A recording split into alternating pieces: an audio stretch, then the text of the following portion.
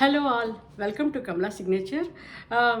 ఈరోజు వచ్చిన good news అండి. మీకు ఏంటంటే నా ఫ్రెండ్స్ అంటే నా వీడియోస్ చూసిన వాళ్ళు అంటే ఏదంటే కాసుల పేరు కానీ లేకపోతే ఆనియన్ సమోసా కానీ చూసిన వాళ్ళు అంటున్నారు, ఒక నవల్ లాంటిది ఏదైనా రాయొచ్చు కదా, సినిమా స్క్రిప్ట్ లాంటిది అని అడుగుతున్నారు.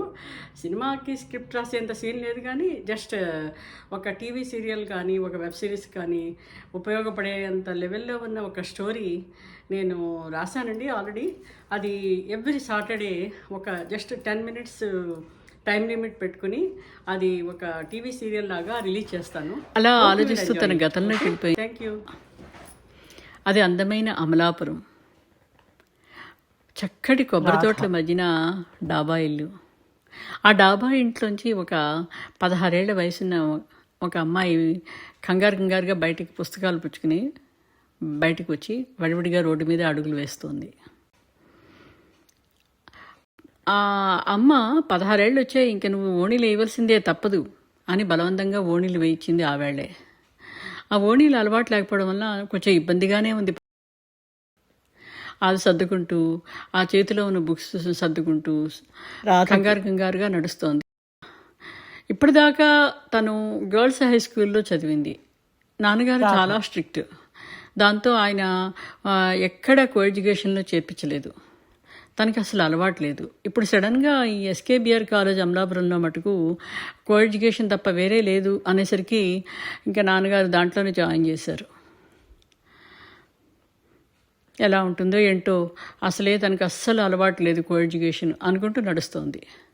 ఇంతట్లో రోడ్డు పక్కనే ఉన్న కిరాణా కొట్టులోంచి పెద్ద మైక్ పెట్టి దాంట్లో సుప్రభాత సుందరి నీవు అని పాట వినబడుతోంది.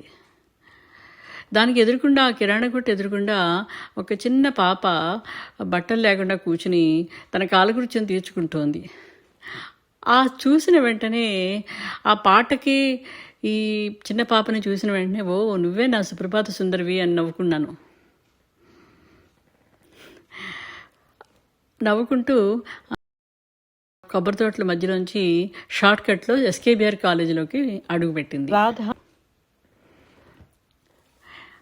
గేట్లోంచి లోపలికి వెళ్ళిన వెంటనే అక్కడ పెద్ద గుంపుగా అబ్బాయిలు నిలబడి ఉన్నారు. తన గుండె హార్ట్ బీట్ పెరిగిపోయింది. అమ్మో, అక్కడ చాలామంది అబ్బాయిలు ఉన్నారు అనుకుంటూ తల కిందకి ఉంచుకుని నడుస్తోంది. నాన్నగారు చెప్పిన మాటలు గుర్తుకొచ్చాయి.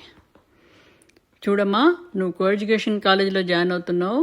ఎవరు పలకరించినా, పేరు అడిగినా వాళ్ళ కళ్ళల్లోకి చూస్తూ మటుకు చెప్పకు. నువ్వు తల ఉంచుకుని సమాధానం చెప్పి వచ్చేసేయి. మగవాళ్ళు చాలా డేంజరస్, చాలా జాగ్రత్తగా ఉండవాలి అబ్బాయిలతోటి. చదువుకోవడం, వచ్చేయడం ఇంటికి స్ట్రైట్గా, ఎక్కడికి వెళ్ళకూడదు. ఆడపిల్లలు ఫ్రెండ్స్ ఉన్నా సరే వాళ్ళ ఇళ్ళకి పిలిచినా వాళ్ళకి అన్నయ్యలు ఉంటారు, సో వాళ్ళ ఇంటికి కూడా వెళ్ళకూడదు. ఇలా చెప్పేవారు నాన్నగారు. అందువల్ల నాన్నగారి మాటలు తప్ప తనకి ఏమీ తెలీదు. ఓ ఇలా ఉండాలా అనుకునేది. సరే అని, ఓకే నాన్నగారు, తప్పకుండా నాన్నగారు అని చెప్పి వచ్చింది తన కాలేజీకి ఫస్ట్ డే. అందువల్ల చాలా గాబరాగా ఉంది, నడుస్తోంది. ఒరేయ్, డబుల్ యాక్షన్ రోయ్ అన్నారు ఎవరో వెనకాల నుంచి. ఎవరు డబుల్ యాక్షను? నాకెవరు డబుల్ యాక్షన్ ఉన్నారు అని అనుకుంది మనసులో. ఓ, అక్క బిఏ కదా, తను పొద్దున్న షిఫ్ట్లో వస్తుంది. వాళ్ళకి పొద్దున పూట, డిగ్రీ కాలేజీ పొద్దున పూట, తనకి మధ్యాహ్నం. ఓ, ఈ షిఫ్ట్ల మూలాన తన్ని ఒక బ్యాచ్లో చూసి ఇప్పుడు నన్ను చూసి మీ ఇద్దరం ఒకలా ఉన్నావని డబుల్ యాక్షన్ అని ఏడిపించడం మొదలెట్టారు వెనకాల నుంచి. ఓకే అనుకుని నెమ్మదిగా నడుస్తోంది. ఇంతట్లో రాధ పరిగెట్టుకుంటూ వచ్చింది. మా పక్కింటి హాయ్ రాధా అంటూ భాస్కర్ లక్ష్మి. అమ్మయ్య, ఈ అమ్మాయి దొరికింది సాయం అనుకుంది మనసులో.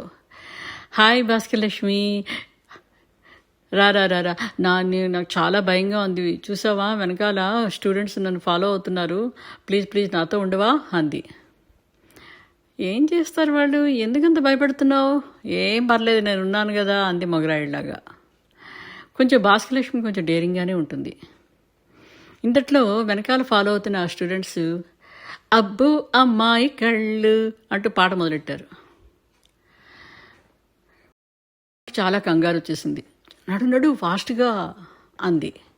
రాధకి వెంటనే భాస్కరలక్ష్మి వెనక్కి తిరిగి గుచ్చే గులాబీ ముళ్ళు అని వాళ్ళకి వంత పాడింది. అమ్మో, హే ఏంటి భాస్కరలక్ష్మి, నువ్వు వాళ్ళని ఇంకా ఎంకరేజ్ చేస్తావేంటి అని గట్టిగా గిల్లేసింది. "హ, పిచ్చి వదలు పారిపోయారు దెబ్బకి" అంది నవ్వుతూ. అనుకోని ఈ రియాక్షన్కి వాళ్ళు బెదిరిపోయి వెళ్ళిపోయారు వెనక్కి. వాళ్ళు ఏం చేయరు మన్ని, వాళ్ళ బొందా అంది నవ్వుతూ. చూసావా రాధ, అలా అమ్మయ్య, ఉండాలి. నాకు నువ్వు భలే ఫ్రెండ్ దొరికావు, ప్లీజ్ నాతోటే ఉండవా అంది. ఏం భయం లేదు అంటూ నవ్వింది భాస్కరలక్ష్మి. రాధ ఓకే, మన ఫస్ట్ క్లాస్ జువాలజీ ల్యాబ్లో ఉంది కదా, వెళ్దాం నడు అంటూ జువాలజీ ల్యాబ్కి అడుగులేశారు. ల్యాబ్లోకి వెళ్ళిన వెంటనే అందరూ ఏంటో గుసగుసలు ఆడుకుంటున్నారు, జోకులు చెప్పుకుంటూ నవ్వుకుంటున్నారు. క్లాస్ అంతా హడావుడిగా ఉంది. వెళ్ళి ఇద్దరు కూర్చున్నారు. ఏంటి అందరూ శోభనబాబు అంటూ గుసగుసలాడుతున్నారు? అదా, మన జువాలజీ లెక్చరరు అచ్చు చూస్తున్నట్టు శోభనబాబులా ఉంటాడు, నువ్వే చూస్తావుగా అంది. అవునా అంది ఆశ్చర్యపోతూ. తనకు కూడా చాలా శోభనబాబు అంటే చాలా ఇష్టం.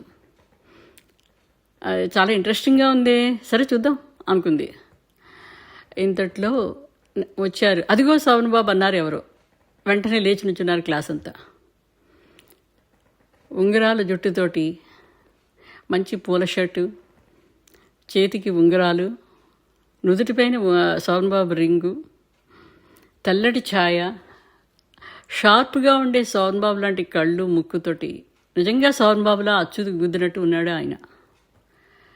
ఆయన టీవీగా నడుచుకుంటూ తన డయాస్ మీదకి ఎక్కి నుంచున్నాడు. సిట్ డౌన్ అన్నాడు.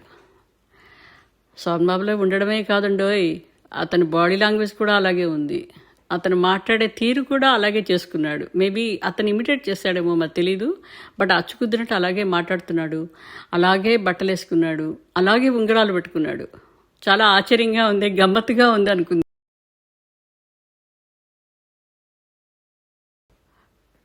సరే, భాస్కరలక్ష్మి అయితే చూడు అచ్చు శోభనబాబులో ఉన్నాడు కదా అంది నవ్వుతూ.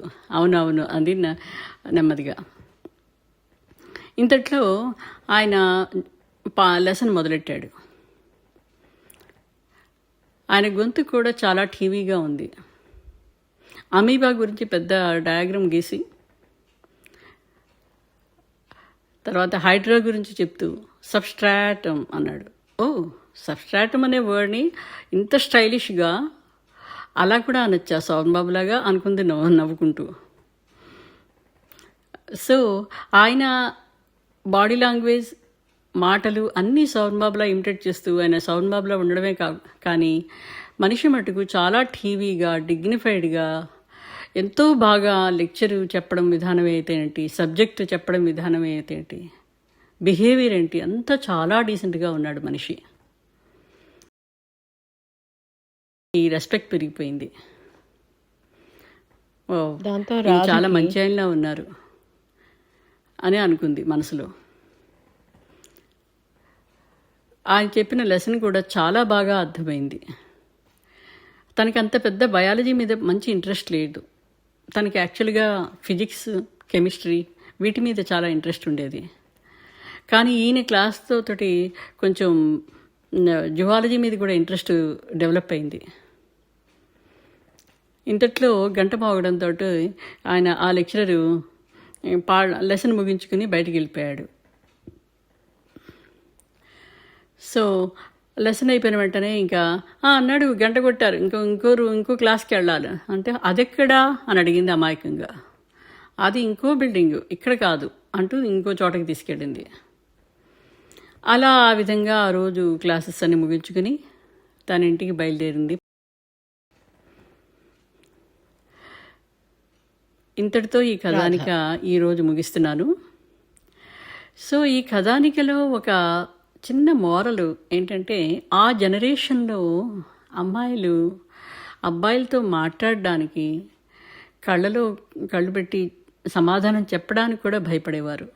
ఎందుకంటే ఆ కల్చర్ అలా ఉండేది. పేరెంట్స్ చెప్తే మనం పేరెంట్స్ని చెప్పింది వేదంలాగా పాటించేవారు. వాళ్ళకి ఇంటర్నెట్ లేదు, టీవీలు లేవు. బుక్స్ చదవాలంటే పెద్ద లైబ్రరీకి వెళ్ళి కూర్చొని చదవాలి. ఇంటికి కూడా తెచ్చుకునేందుకు చాలా కాస్ట్లీ అవి. వాటికి ఫీజు కట్టి మరీ తెచ్చుకోవాలి.